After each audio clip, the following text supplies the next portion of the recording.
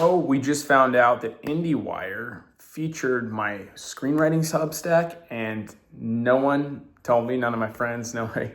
But anyways, this is really cool for me. This Substack we started writing in 2021, maybe 2020. And the reason that I wanted to share it, of course, to boast, no, is actually because what's so cool about this feature is that it's all about hope and screenwriting still being alive and well. And that's the article that was featured, which I love, because so much of what you read online is how writers have to not do, scripts can't sell anymore. The era has changed. All of these negative things about how the industry doesn't believe in spec scripts, spec sales, that's impossible because of AI and streamers and deals, and effectively you are stuck to only make your film yourself, which, by the way, I like to talk about because I'm all about that. But the reason that you should do that is because you want to see yourself make your movies, less so because it's impossible to sell scripts. And it's impossible to just be a screenwriter who doesn't want to do that. For me, that was always kind of in the back of my heart, was like, I gotta get in those rooms. I gotta, be on those sets.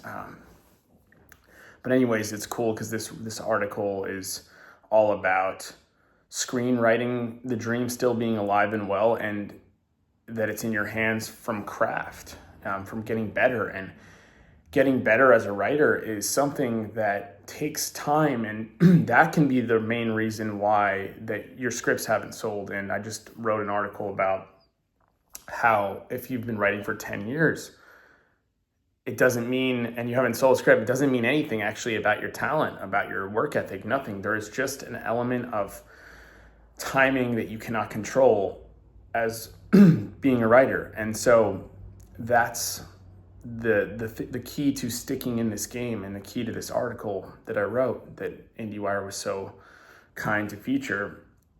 And that, it's cool to, like I said, it's cool to see me, Martin Scorsese, 824, Spider Dabrowski. But what's so cool is that it says it's in your hands, and you don't have to be and do it in a new way. You don't have to start incorporating AI. You don't have to become an influencer. You don't have to do this. You can just be a writer. You can just be a writer, write spec scripts. But the thing that I always point out is that you need to find a way to keep the joy and the passion and the fun alive.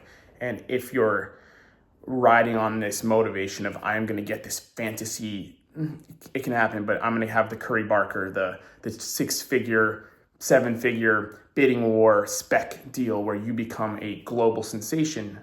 That can happen, but if it doesn't, will you still want to do it? Will you lose all the wind, just become so disappointed? And so, I like to say, have balance in your life. Have many projects going on. Don't just have one project. Write a lot of scripts.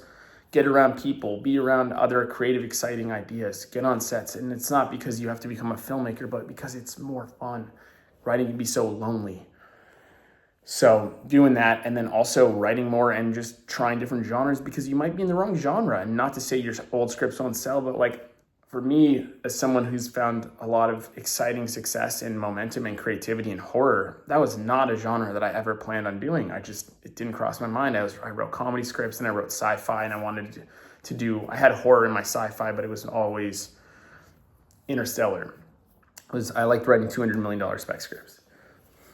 So that's the cool thing about this article for me, as some laps. I was just like, man, yes, like you gotta keep making stuff and keep writing stuff, and the dream is alive, and the dream is alive the way you want it to be with you as a writer, and without having to cater to the new era, whatever the hell that means. Okay, thanks again. Thank you, IndieWire. Thank you all the people who've supported the Substack, who've read it, and I plan to keep writing. Okay, peace.